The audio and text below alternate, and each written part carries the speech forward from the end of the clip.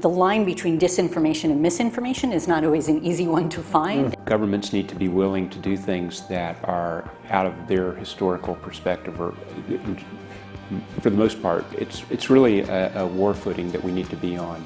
It can happen quickly. A Marshall-type plan, don't mean to say that exactly, but a Marshall plan that can go into effect can stimulate change very quickly. The distrust relates to the health system more generally. A step up from the part of the government on enforcement actions against fake news. I think a couple of things we have to consider are, even before this began, the anti-vaccine movement was very strong, and this is something specifically through social media that has spread. Welcome to Event 201.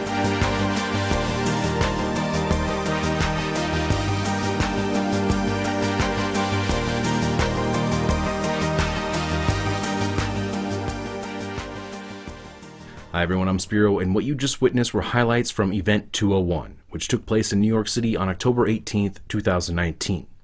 Event 201 is a high-level pandemic exercise hosted by the Johns Hopkins Center for Health Security in partnership with the World Economic Forum and the Bill and Melinda Gates Foundation.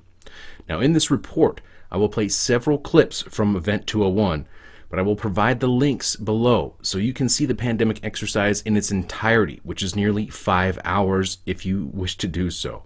I personally watched every second of it.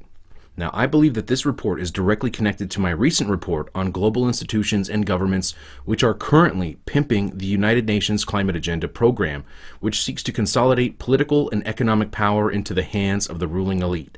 That report is titled "The UN and Central Banks, a Rockefeller and Rothschild Coup." And the follow-up to that report, exposing how George Soros is actively bankrolling campaigns to censor content creators on YouTube, which question the legitimacy of man-made climate change, which in my view, based on my research, is nothing more than a false pretext for global regulations, global taxations, consolidation of power and natural resources, in addition to population control and global governance. Now back to Event 201.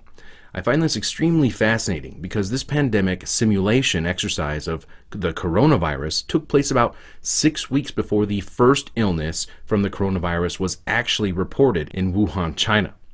Now, that is one hell of a coincidence if you ask me. I'm not sure if you believe in that sort of thing.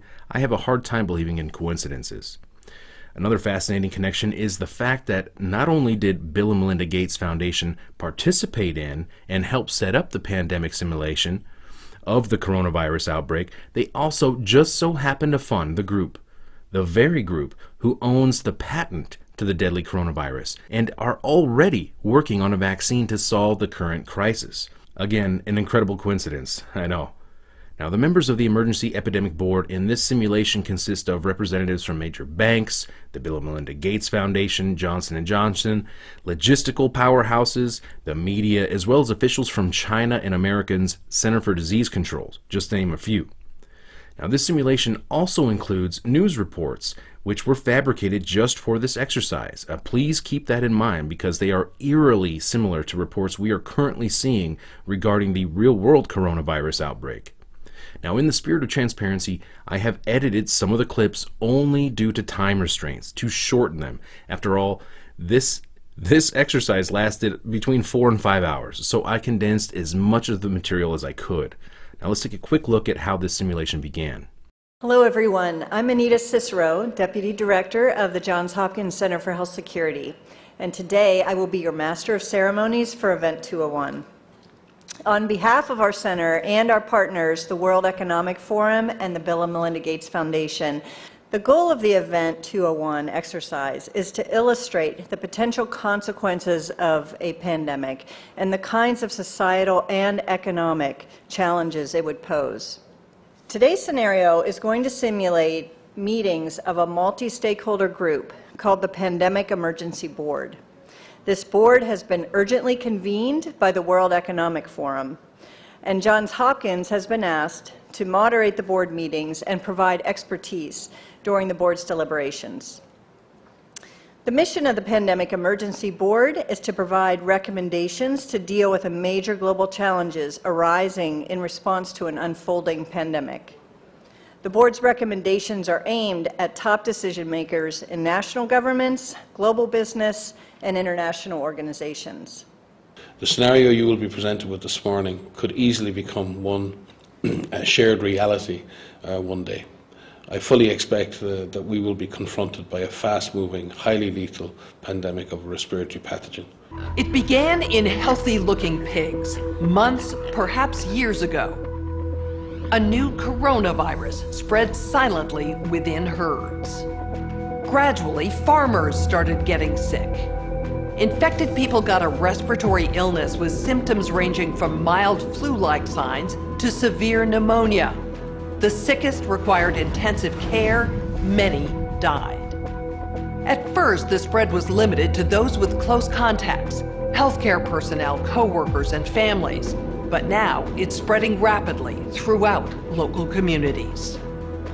International travel has turned local epidemics into a pandemic spanning the globe.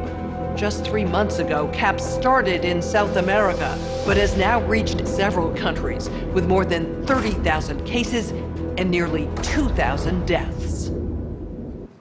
Now, this pandemic simulation was broken up into 5 segments ranging from transportation and trade to communications and continuity of infrastructure. Some of the most shocking material is in segment 4 regarding communications. Let's take a quick look. Again, this is a simulation of a coronavirus outbreak which took place only 6 weeks before the actual coronavirus outbreak. Global health experts have highlighted that dis and misinformation are wreaking havoc on the CAPS response. Health workers are under attack in a number of locations due to rumors that they are purposely spreading the disease. And response efforts in many places have had to be suspended because of concerns around violence. Pharmaceutical companies are being accused of introducing the CAPS virus so they can make money on drugs and vaccines, and have seen public faith in their products plummet. Unrest due to false rumors and divisive messaging is rising and is exacerbating spread of the disease as levels of trust fall and people stop cooperating with response efforts. This is a massive problem, one that threatens governments and trusted institutions. National governments are considering or have already implemented a range of interventions to combat misinformation. Some governments have taken control of national access to the internet. Others are censoring websites and social media content. And a small number have shut down internet access completely to prevent the spread of misinformation. Penalties have been put in place for spreading harmful falsehoods, including arrests.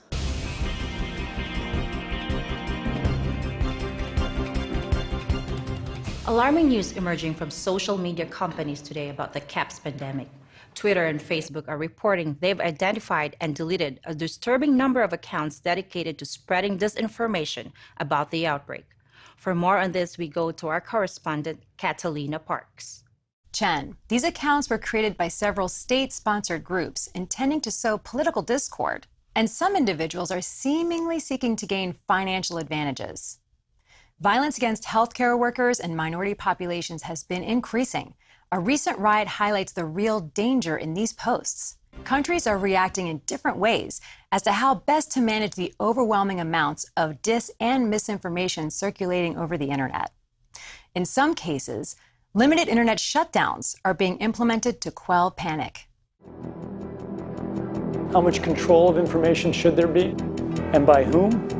And how can false information be effectively challenged? And what if that false information is coming from companies or from governments? We're at a moment where the social media platforms have to step forward and recognize the moment to assert that they're a technology platform and not a broadcaster is over. They, in fact, have to be a participant in broadcasting accurate information and partnering with the scientific and health communities to counterweight, if not flood the zone, of accurate information, because to put the genie back in the bottle of the misinformation and disinformation is nigh impossible. One thing we haven't spoken about, and I'm wondering whether it's time to talk about this, is a step up from the part of the governments on enforcement actions against fake news. My team has been monitoring the public response, and on various social media channels and cable networks, there's been some conspiracy theories that are around about the potential that pharmaceutical companies or the UN have released this for their own benefit. So as we move forward, obviously trust in pharmaceuticals and government is very important at this moment. And so as we move forward with developing the right scenarios, we have to make sure that the public communication is a major part of that because of these conspiracy theories. As you can see, the subject of dominating and controlling information is a top priority. While I understand that fake news is and can be very dangerous and damaging, we must keep in mind that governments and the media have an extensive track record of dishonesty and selling outright lies to the public all of the time. Now, in this simulation, the Pandemic Emergency Board goes on to decide that a centralized source of information led by the World Health Organization, which falls under the United Nations, is the only way to ensure that they can control information in order to combat fake news, misinformation, and disinformation.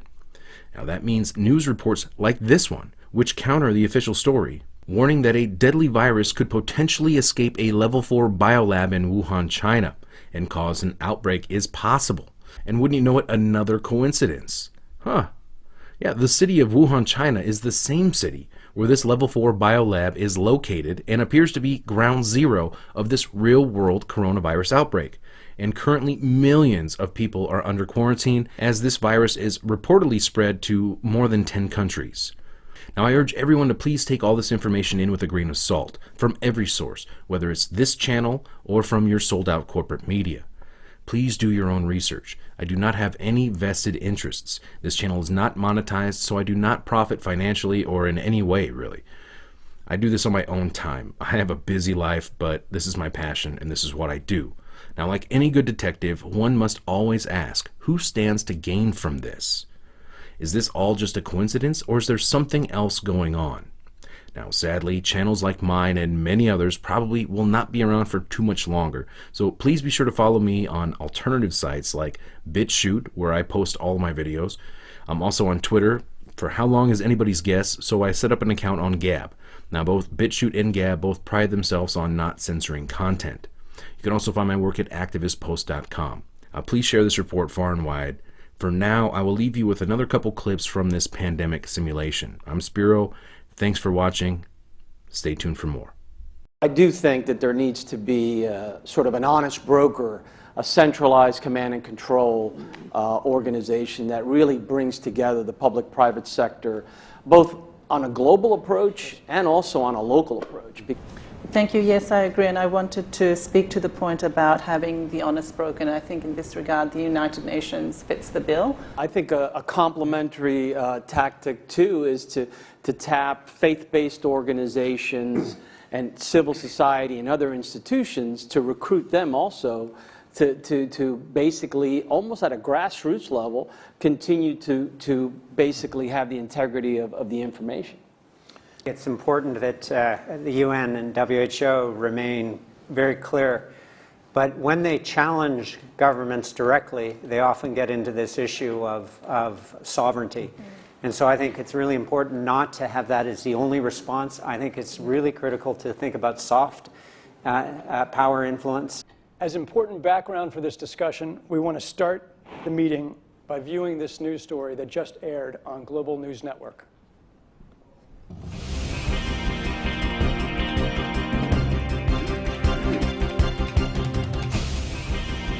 Continuing our coverage of the newly discovered CAPS disease and the scope of its deadly outbreaks.